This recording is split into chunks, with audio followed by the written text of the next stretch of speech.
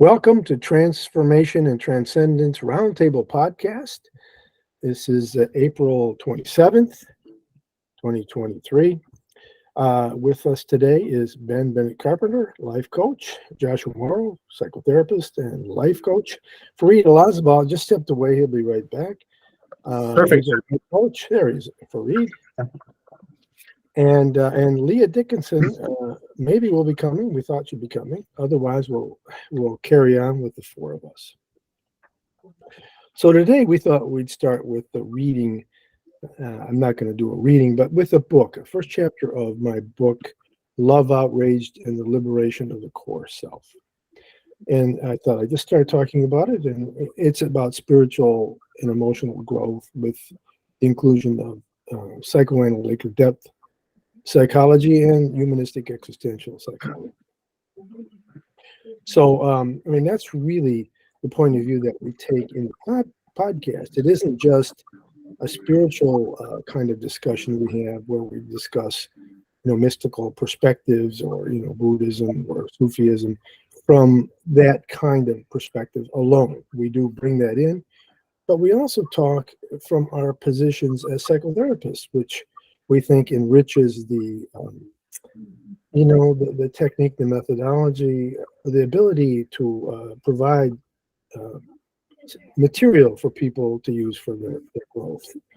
Many of the, I think, spiritual paths before psychoanalysis and psychotherapy began, were kind of academic. That's not the best way to put it. They were more theoretical, and I think the methodology was more you had a guru or a sage or a teacher, but it didn't have kind of the depth work where you explore your unconscious layers of your feelings in a way that we didn't understand before, Freud and Jung, for example. So this is the newer kind of position. I mean, it's not absolutely new. It's probably been the last 100 years or so, but the newer position of the depth kind of psychology. Somebody's got a kind of a duck quack thing going back there. I don't know who it is. So when we got too many microphones on, we get the duck. We have an extra guest, the duck. So, okay. So I have a theoretical perspective in the paper, which is, as I've been saying, a depth psychology kind of approach to spiritual and emotional growth. And I would say what I bring in to it theoretically is the idea from the more mystical point of view of the universal self as the seat of wisdom, consciousness, and the transcendent element of the universal self, the transpersonal element of the universal self, which is our connection with our environment, our ecology, our planet, other people, and this empathic resonant connection where we feel at one with other people. And the unit of consciousness that is embedded in that kind of state, which is this idea of peace, that we're not at war with others, we're not at war with ourselves, we're not at war with life. As we move in that direction, don't get me wrong, we all have, and what I talk about as the lower self, which also Beyond talks about it. He's a psychoanalyst, and Rumi talks about it.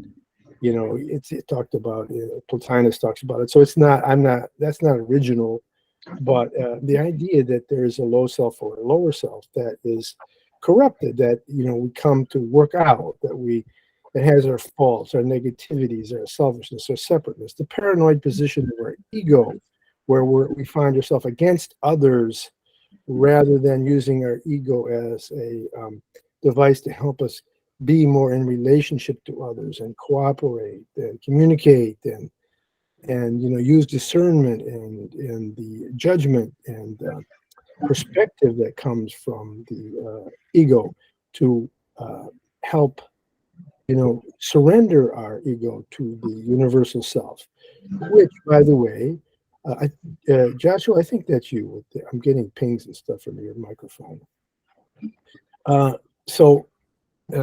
Which, where was I going? Can you shut your microphone off, Joshua, for a minute? I will. Yeah, I don't know why it's doing that. Yeah. I forgot where I was going with that. So anyway, so the ego position should be in this kind of perspective to help in the surrender.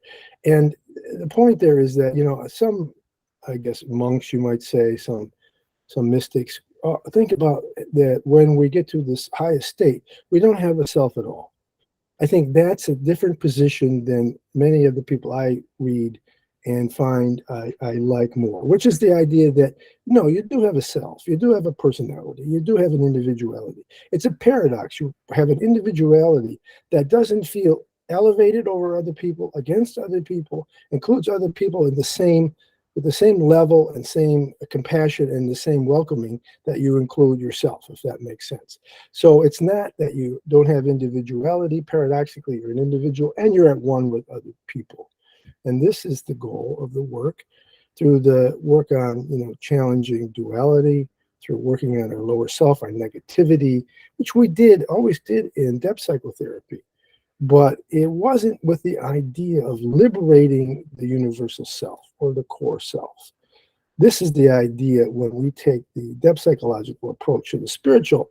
We're trying to liberate the unit of consciousness, the at oneness, the universal self, from its shrouding with the lower self, the egoism that comes from the ego's paranoid position at times, and even the false self, which many theorists talk about, or the idealized self, which Winnicott's talked about, and others, you know. So there's different levels of the personality. Even Jung talked about the persona as rather this sort of mask.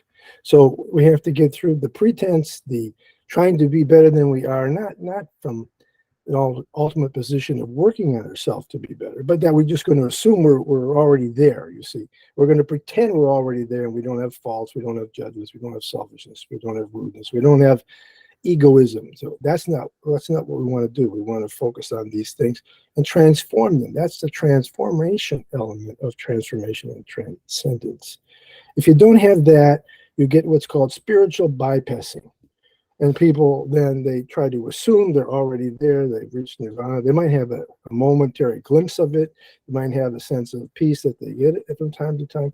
But a lot of it is really bypassing this level of personality that's not transformed. So they fall, and many gurus and monks and stuff, you know, like in the Naropa and Bhagwan Sri Rajneesh. And we look at some of the more common, problems we have in some of the mainstream religion, where people, priests are getting in trouble. They're hurting people. They're hurting children and that kind of thing. So we're trying not to bypass that level. We're trying to work on that and not assume we're already there. So the work is always a work in progress.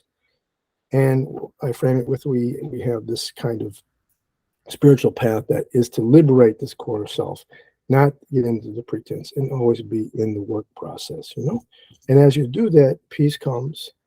Gradually, you become more and more loving. The wisdom guides your life more from the universal self. It begins to speak louder than your self-interest ego. Although the ego, we transcend the duality of self-interest and other interests with the universal self. It has both. It's included. Selfishness and self-care versus caring for others gets transcended. Pain and pleasure, life and death. You die into the process of facing yourself, of surrendering to love, surrendering to others, that kind of thing. So in a healthy way. And so we try to transcend a lot of those dualities in the work. So that's a way to launch the material. And it's how I try to approach, my work with others. Now, I'm sure each person here doesn't necessarily do all that kind of work. They may not want to, but that's how I frame it in Love Outraged and the Liberation of the Core Self. Dr. Sellers, I wonder what your thoughts and Josh and Ben's thoughts are about how the spiritual path starts, what it looks like for somebody to make the decision that they want to embark on that path that you just described. Yes. Anybody want to jump in, or you want me to take that? Sure. I personally think that just having the concept of there being a core self that is shrouded and that needs to be liberated, or that can be liberated, is like fundamental. Like I I I I think that every spiritual tradition tends to touch in on this in some way. Like I come from the Christian background, and so for like like from what I grew up in, like the Holy Spirit has a very large part to play within the Christian framework.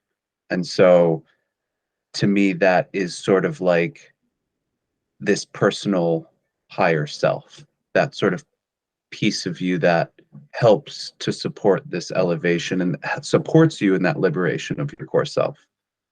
Um, and so, but just, I don't know, I think the beginning for me personally was just the sense that I was this individual being that had this central aspect of it to share with the world, I guess. Somehow that came to you in some kind of awareness, some kind of epiphany or something that you may Yeah, have yeah, read it. epiphanies, certainly. Okay, yeah, yeah, yeah. Very good. Yeah, and I guess the way I'd answer that question for Reed is, I mean, I think for me it's probably just a real basic sense of sort of asking myself the question, is this it? um, and kind of this idea of, isn't there more? um, and I think the flip side of that, sort of in a way that goes with that, might just be us senses of emptiness or senses of, wait a minute, there's something missing here. So I could see that as maybe applying to a lot of people for what we might call a spiritual path.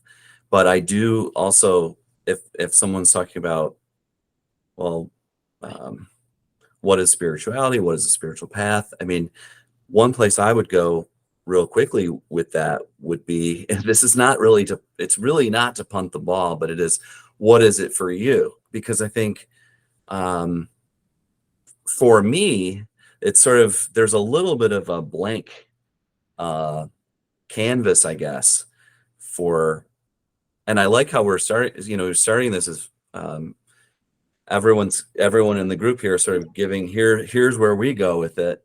Because I think that ends up being probably for everyone, uh, it's sort of filling in the blanks then. And so the other thing I just add to that is, if you said, well, okay, come on, Ben, fill in the blanks more, then I start probably shifting some of my terms. Like I start thinking for myself, I start thinking in terms of the sublime, a little more than the, like if we're talking spiritual, then I start shifting over. I want to talk about the sublime or something like that.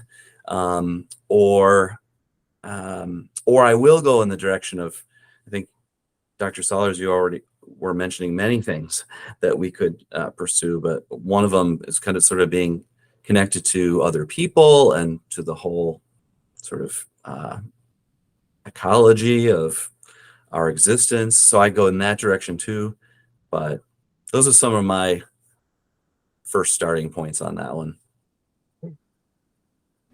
Yeah, and I would say, Ben, you've touched on something there when you talk about this sense of like dissatisfaction being at the beginning of the spiritual path.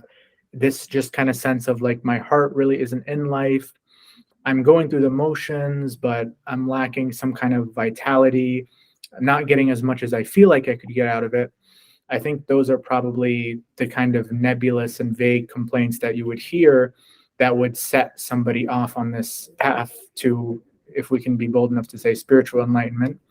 And I think it tracks with popular culture's representation of the spiritual path. I hope I won't be ostracized from the group if I mention Eat, Pray, Love.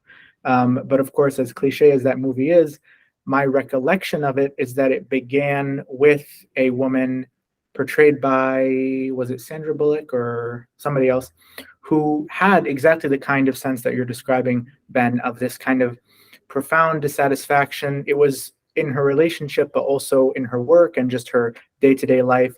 And of course, that set her up to this trip to India, where she does the cliche thing of discovering herself and linking up with a mentor. Now, we'd have to go and watch the movie to determine whether or not it's, as Dr. Sellers would say, spiritual bypassing, whether or not this rather bland middle-aged woman was actually capable of learning spiritual truths. But regardless, I would say the origin of it does track with what we've been talking about, this kind of sense of like, there's something out there, there's something else. There's a psychoanalyst named Jacques Lacan that I'm really fond of, and he describes transference as the subject presumed to know, meaning that transference involves some kind of a attribution of knowledge to the therapist. And I feel like something similar happens in the spiritual path with regards to a spiritual mentor. You have this vague sense of like, there's something out there, there's something more to life. And I think what ends up happening is you meet a spiritual mentor and you, in a purely illusory but effective way, attribute what you're lacking to the mentor. And then the mentor, through a series of exercises and koans and disciplines, helps you to reach what you presume is in him.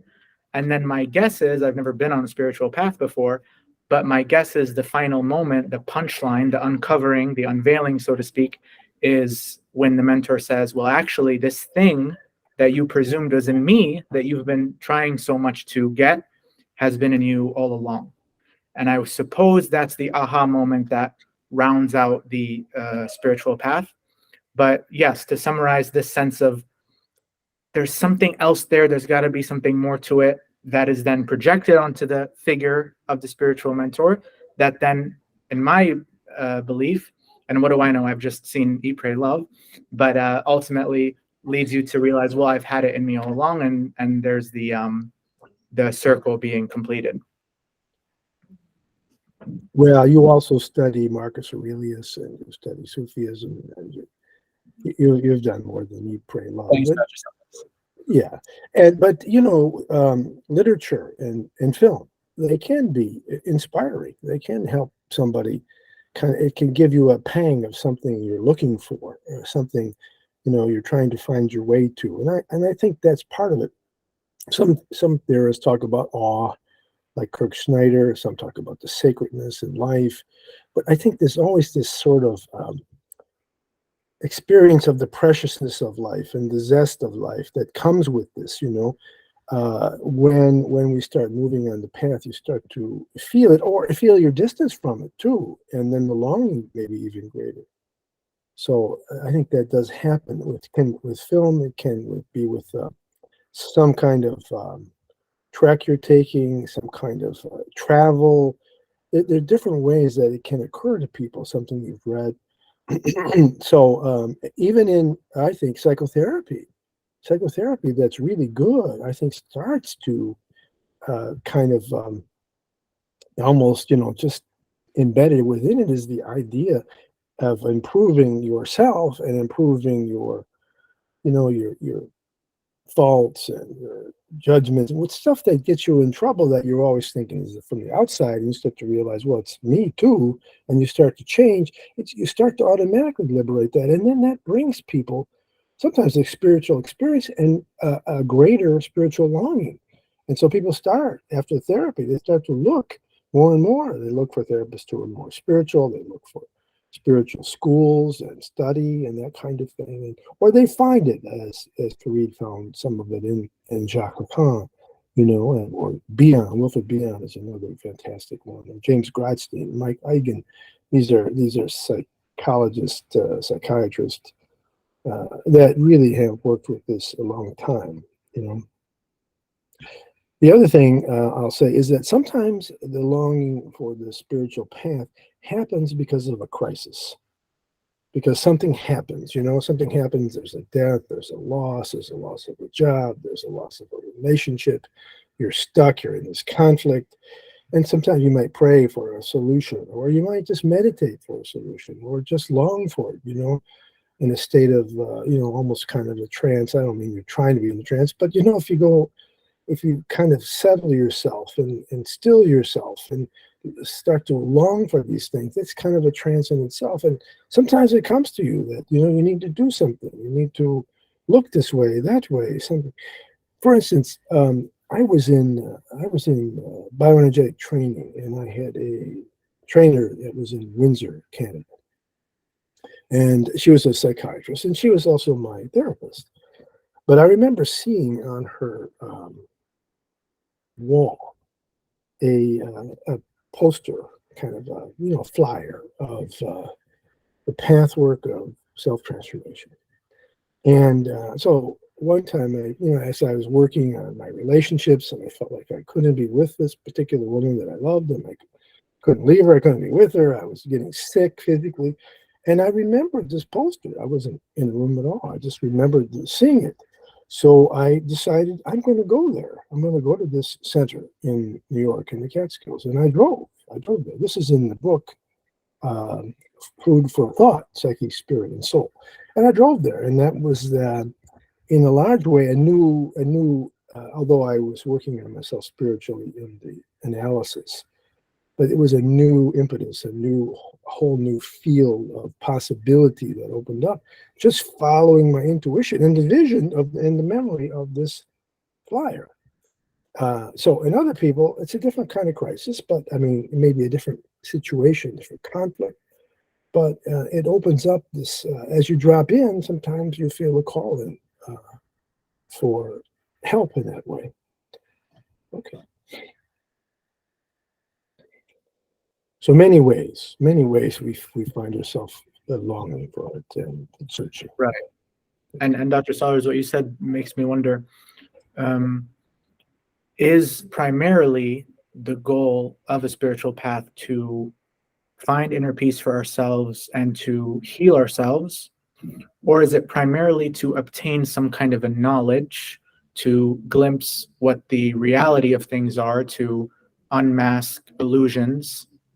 I'm sure those two are related in some way, and it's not essentially one or the other, but I'm wondering what the group thinks about the relationship between those two, because I do have these conceptions that it can be one or both or neither of them, namely I guess you could say the self-focused, which is I am here to better myself, I am here to heal myself, I am a suffering being, I want to not be suffering, versus I am here to learn something. I have understood now that the normal everyday way of being in the world is shrouded in illusion and, let's say, impulses that cloud my judgment, and I am here for some kind of a clarity or to understand reality as it truly is.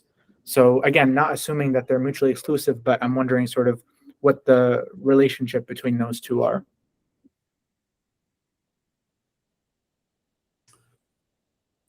Well, I'll jump in there with probably an unsatisfactory answer, which is like all that.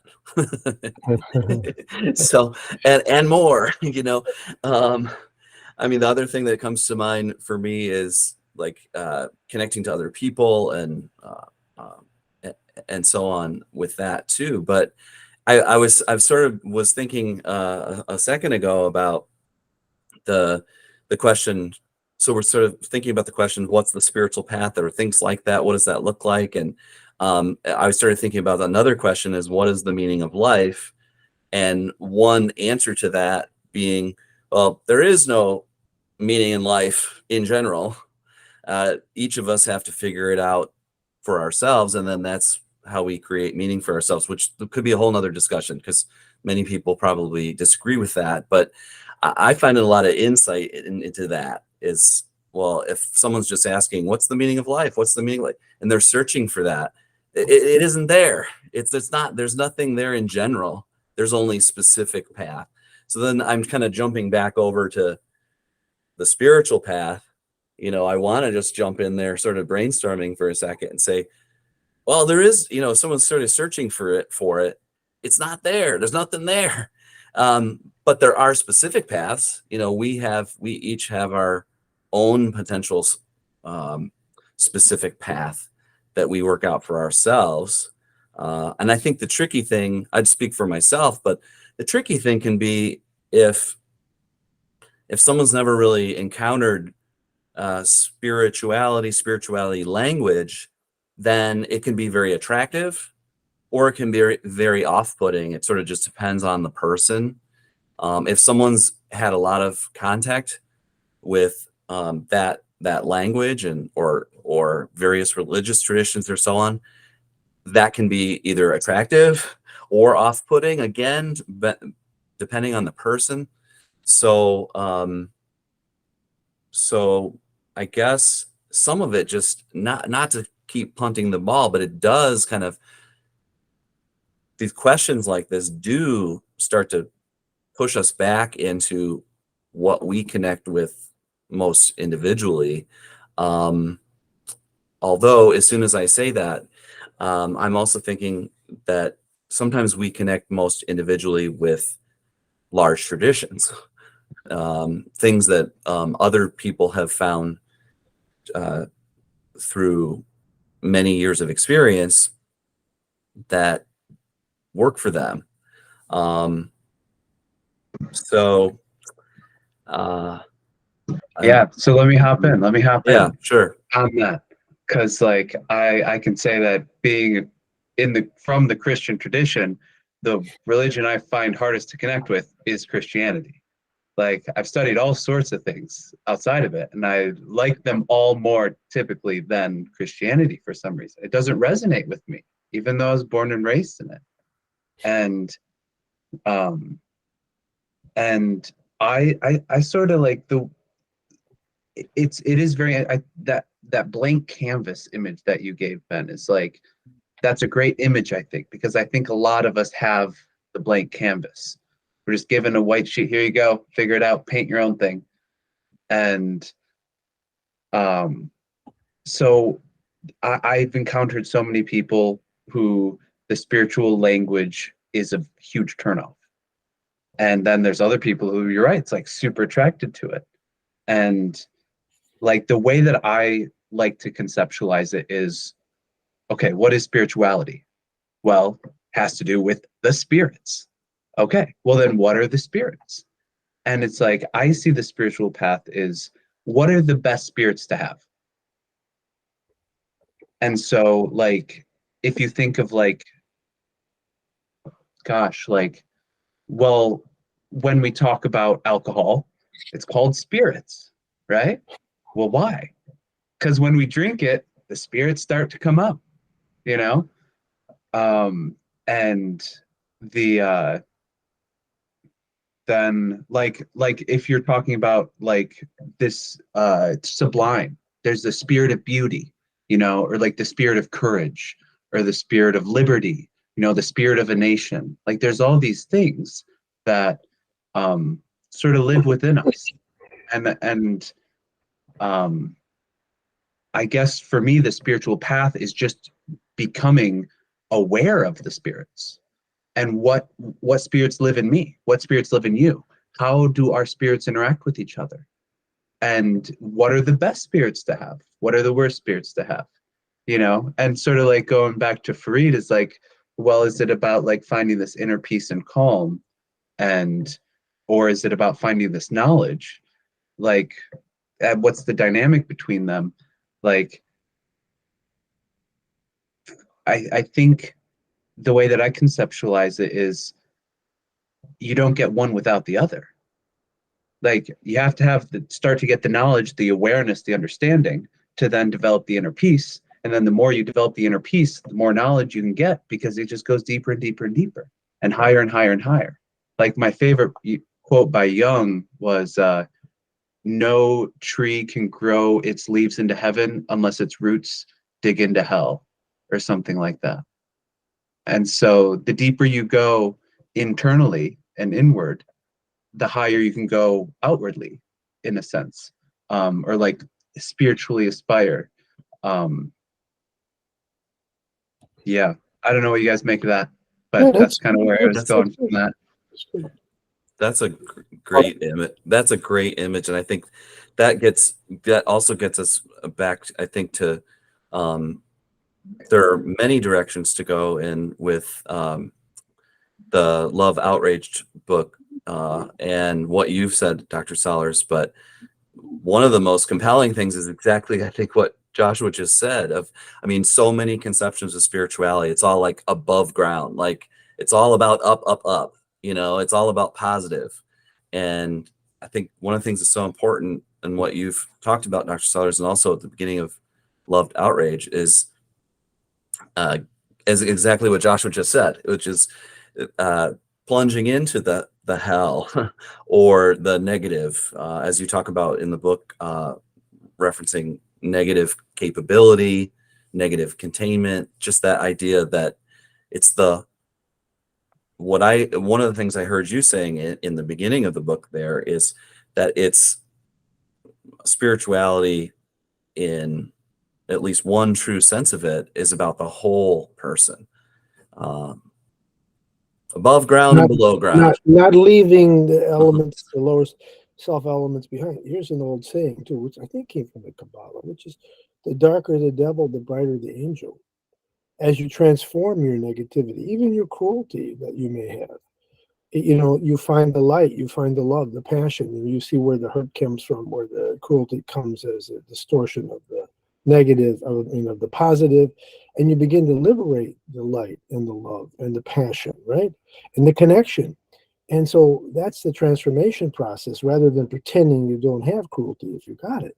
If you got it, and most of us have some of it, you face it and you try to work with it every day. There it is again, popped up, And again, I go back to Rumi's guest house, right? And no malice should be considered out. Every malice should be included as a guest in our house. In terms of radical psychic democracy, which Mike Eigen talks about, and others, every fault, every character distortion should be considered as grist for the mill in a psychic democracy that we own and we detoxify over time, so it becomes more light and more loving. Yeah. So, and you can't do it. You can't get there.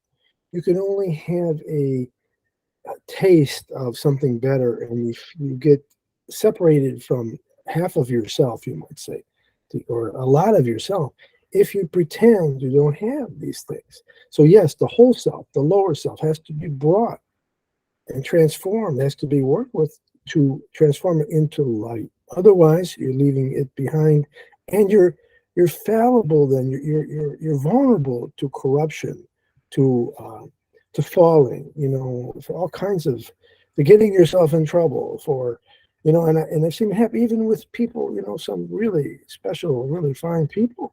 Sometimes they fall, and which we fall many times, like the fall originally was, and we fall. And then we have to pick ourselves back up again, but we've also done a lot of damage to ourselves and sometimes to other people. So, yeah, and I did cite some gurus and stuff that this has happened to. So it has to be all brought along. Otherwise, it's not transformation. It's not transformation, and it's spiritual bypass it, which is a problem and has been a problem. And if you go and you just worship and you just keep your eye on what's going, where you want to go, but you don't try to change yourself so that you feel and become more like what your idealized point of view is trying to search for, you're not going to get very far. You're going to separate yourself, because you're going to try to force yourself into the idealized position and leave yourself behind, leave your personal self behind. And Josh, you've given me a new definition of the spiritual path, which is the distance I walk from my living room to my liquor cabinet. So that's very good with that little thing that you introduced.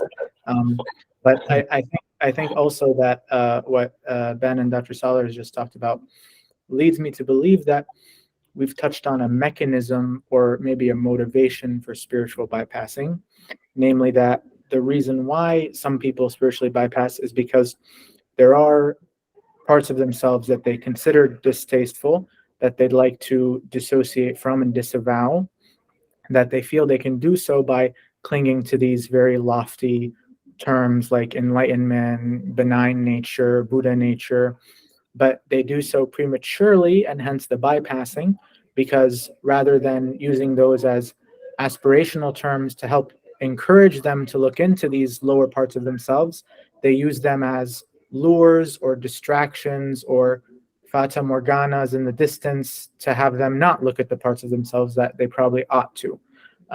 Which I guess leads me to a paradoxical statement that in certain contexts, like the one I just described, the spiritual path is what hinders you from the spiritual path, because the spiritual path, meaning those terms and ideas that are typically associated with it, are precisely the hindrance or the obstacle that lead those kind of persons from actually entering the spiritual path, so long as they use them as reasons to, again, distract themselves, disavow, dissociate from those parts of the self that we consider lower or distasteful.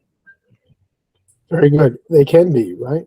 And if an intellectualized, idealized position that you force yourself into and you disavow the work or the awareness that you're not all that you really want to be at the moment, will cause that, will cause a defense, a resistance, because there's knowing and there's knowing, right? I think is another way to put what you're saying. I mean, you can know something very thinly and assume you're there, and then you use that to suppress your work or suppress your efforts to really bring your entire self along, or as much as you can, right? And that can be a serious problem, and it has been historically. Yes, very true, very true. From that, it takes me back to your book and to that the source of these negative traits tends to be psychic injury and this inability to connect that energy, the libido, that love, the eros, whatever it might be, to the object of love, and that frustration and that sort of wounding that occurs then inevitably leads to these defensive posturings or these negative character traits that then are difficult after the fact to then return to, because in a sense I think that that's also a return to the original pain, the original wound. Yes, John Dorsey was a psychoanalyst who was analyzed by Freud. He lived in the Detroit area and wrote poetry and was very well loved. And he coined the term, I think it was he who first spoke it, love outraged. That the longing for love is outraged, and love gets distorted into all these other affects when there's a wounding. You know, it's anger. Love, the longing for love is angered, and it becomes, you know, resentment and distancing and defensiveness and envy and spite and all these kinds of other things from the wounding. That's right. And so the process is to explore your pain, your faults, your hurts, you know, your fears, and work them through. Now, there's also time in there for meditation, to try to surrender to your universal self, to try to bring it along, to try to keep your eye on that prize.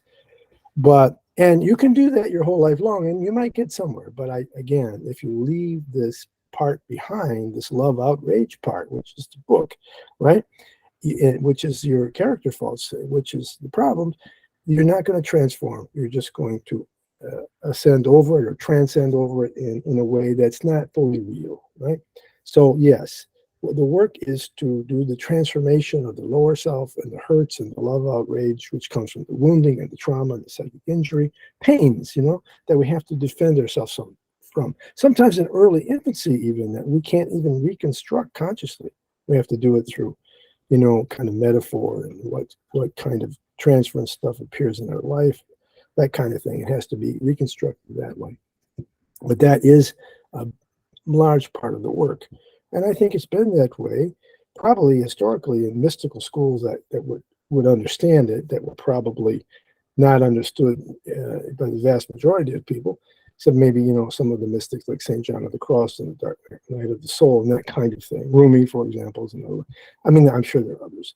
But, you know, a large way, it's not been understood and been bypassed. And so this is, I think, more psychoanalysis and psychotherapy has brought this ability to work on this more directly, and people understand it more because it's been written about so much. So in this age, I think we have a great opportunity because people are more psychologically aware than ever. As you know, because people are coming in, and not that there aren't a lot of troubles in the world, but people are coming into therapy like they've never had before. And they're not so afraid of it anymore, and they want it. And so that's a beginning often of a spiritual path, is being in the psychotherapy. Okay, so I think we should stop here. Thanks, everybody. Thanks for the great questions, Fareed, everybody, and the great comments. Yeah. And so wonderful. We'll talk to you next week. We're going live next week, and we'll have fun with that. And have a great week, everybody. God bless. Very well. Yeah. Yeah.